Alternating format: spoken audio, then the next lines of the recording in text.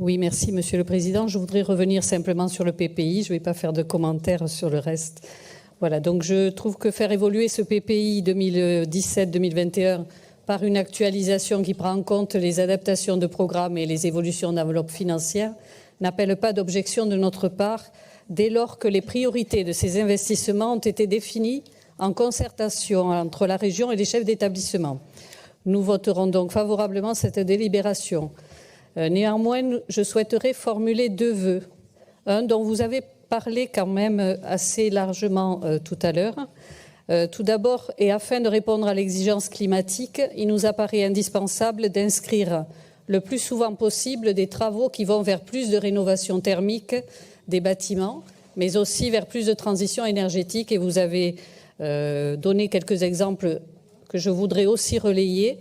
Par exemple, les réseaux de chaleur, le bois, le solaire, pourquoi pas. Il y a diverses formes qui sont intéressantes.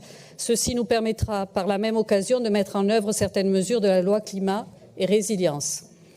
Ensuite, et c'est le deuxième vœu, et parce que nous sommes attachés à un réel équilibre des territoires, nous espérons que la construction d'un nouvel établissement, peut-être le prochain, ne se fera pas toujours dans un grand centre urbain, sous couvert de répondre à une démographie dynamique, par exemple, ou au motif de permettre aux lycéens de gagner en temps de trajet.